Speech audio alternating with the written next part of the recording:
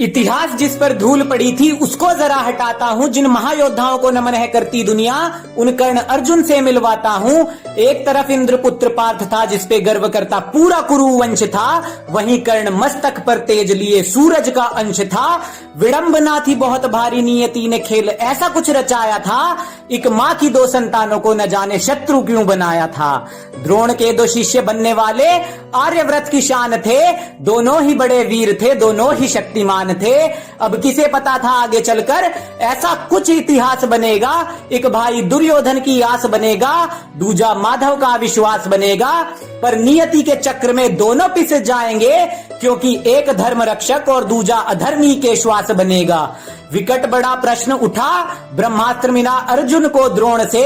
सभी जानते थे पार्थ इसका पात्र है और खड़े रहे मौन से। पर श्रेष्ठ बनने की होड़ थी तो कर्ण ने ये ना सहा, मुझे भी ब्रह्मास्त्र दो ये गुरु द्रोण से कहा। अरे ब्रह्मास्त्र सा विध्वंसक अस्त्र नहीं मिलता बंदर बांट में। मन स्थिर और शांत चाहिए, नहीं प्राप्त कर सकते लाग डांट में।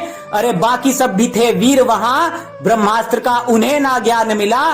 केवल कर्ण ने गुरुकुल त्याग दिया, अज्ञान का प्रमाण मिला। ब्राह्मण का वेश धर छल किया परशुराम से, बड़े बड़े वीर कांपते थे जिनके नाम से। ब्राह्मण था वही जिसे वेदों का ज्ञान था, सिर्फ यही जानकर भगवान ने दिया ब्रह्मास्त्र का दान था। धरती अंबर पाताल उस दिन थे कांप गए, जब कर्ण के गुरुद्रोह को भगवान थे भाप गए। पर्वत सभी धरा के और समंदर भी डोल उठे, और परशुराम कर्ण पर क्रुद्ध होके बोल उठे। तुम सा क्षत्रिय ना कोई हो पाएगा, पर झूठ के आधार पर ब्रह्मास्त्र ना साथ रह पाएगा। अरे जब मृत्यु होगी निकट तब तुम्हारा विवेक मर जाएगा, और अधर्मियों के काम कभी ब्रह्मास्त्र नहीं आएगा। और वहीं दूजी ओर पार्थ था जिसने धर्म का साथ चुना। द्रोण भीष्म इंद्र कृपा सभी गुरुओं से ज्ञान सुना। अरे पार्थ से मिली ये सीख, सीखने की ललक जो जगाएगा। उत्तम बनने की चाह से एक दिन सर्वश्रेष्ठ वो हो जाएगा। अब परशुराम से ज्ञान लेके कर्ण महायोद्धा बनकर आया था, और ऐसा अद्भुत वो वीर था जिसने जरासंध को एक दिन में हराया था।